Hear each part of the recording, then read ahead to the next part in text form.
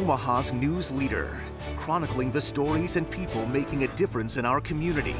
This is KETV Newswatch 7's Chronicle.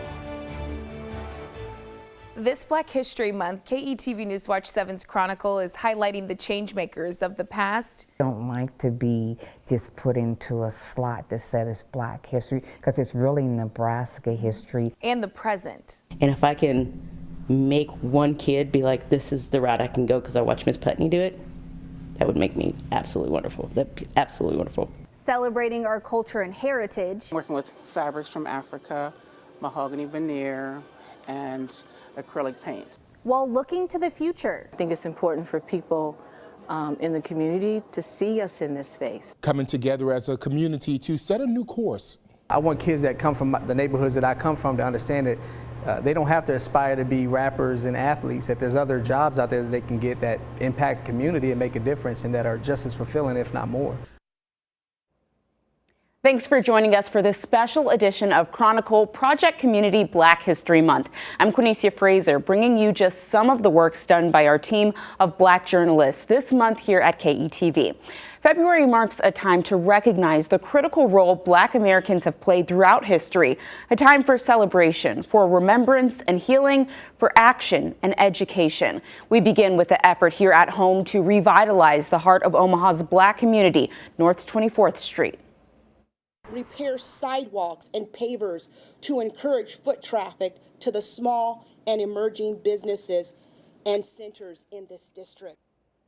Community leaders like Lavanya Goodwin are working hand in hand with elected officials at the local, state, and federal level to bring funds into the business district to improve safety and create a thriving corridor. It's being known as the 24th Street Streetscape Master Plan. The grand total projected to be $53 million to improve traffic and parking, boost public transit, widen sidewalks, and improve lighting to make North Omaha safer for pedestrians and more lucrative for business owners.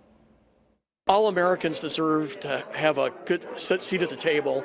And there's no doubt that we have disparities. You can see the disparities in North Omaha. They have all done really good things, but I have not seen a BID like this one that is so engaged and enthusiastic. To see the momentum of business leaders, community leaders, city and state and federal officials, that's really what we need.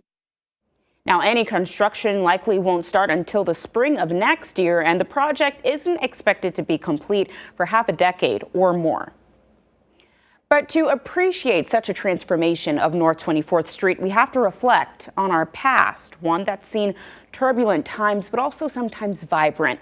That's just what Omaha Public School students and teachers discovered as they learned more about communities in the metro. Chronicle's Jonah Gilmore shows us how they're making invisible histories now visible.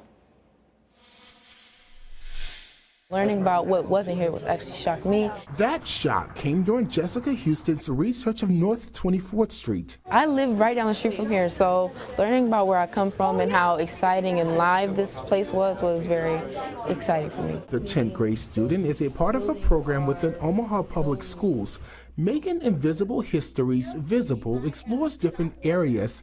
They create maps to show what once was there, like a beauty shop Houston never knew existed. That was like a second home for people to learn more about how to do things, how to be themselves there. That place was more than just a place to get your hair done. Program manager Christine Gerber says they pair students with teachers.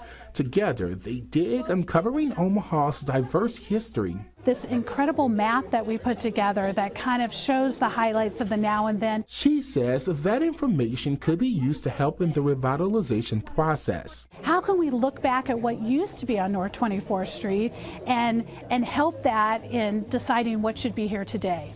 The program teaches students valuable lessons, giving them a chance to interview the older generation and preserve what's left. We need to highlight it now because the people that remember it in the 1950s are in their 80s now. So we need to get those oral histories now while they're still living. Gerber hopes students take what they learn and use it in their communities, building up the blocks, making them vibrant once again. It was just the heart of the community. Jonah Gilmore, KETV Newswatch 7. Unfortunately, it's not always a history everyone wants to look back on. At the forefront, images of police brutality and tense relationships tend to cast a dark shadow over law enforcement and the Black community. It's something Omaha police say they're working to address through training and recruitment. There were a lot of civil disturbances across the nation, a lot of higher profile cases that didn't put police in a positive light. Impact Omaha. Be the change. Apply today at joinopd.com. That was Lieutenant Chuck Casey. He's in charge of recruitment and vetting applicants. Recently, he was working to bring on 50 new recruits and 12 experienced law enforcement officers, hoping for a diverse pool of candidates that want to change policing from within. And there's a new partnership in the works with Metropolitan Community College and UNO. The schools are teaming up to create a social justice transfer degree program. Chronicles' Jonah Gilmore is back to show us how it'll work and hopefully create change.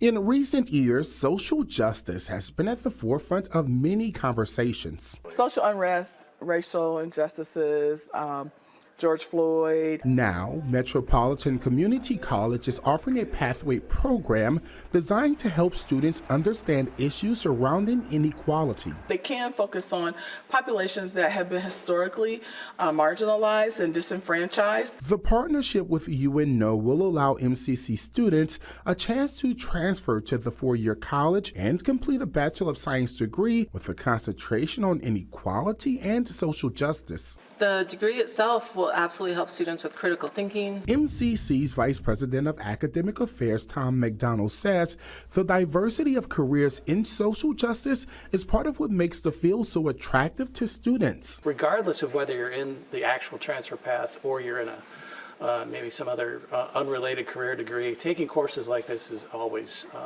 important. He says the partnership is critical and gives students a chance to learn both in and out of the classroom. Taking general education courses that have an emphasis in social justice as well is it just makes you, I think, a more well-rounded, more aware, more sensitive individuals. Right now, all courses for the program are being offered at MCC's Fort Omaha campus. I'm excited for this opportunity for students. The goal is to expand, providing students with the tools to gain careers in social justice, sending them into the world to do meaningful work. Just about any career you go into, there can be a value add when you add the social justice component to it. Jonah Gilmore, KETV, Newswatch 7.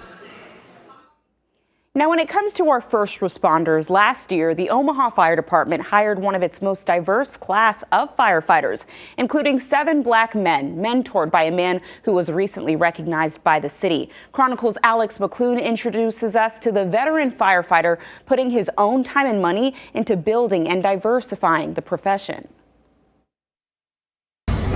There you go. Good job. Good job. Behind the camera, Jason Gentry spends his own time coaching aspiring firefighters and even his own money on equipment like weighted vests in order to recruit Black, Hispanic, and female firefighters. Those are the people that I typically work with, even though I have worked with my fair share of white gentlemen, white women also. White and Caucasian people make up most of the Omaha Fire Department, while only 108 firefighters identify as other races and only 33 identify as female, according to the OFD in January.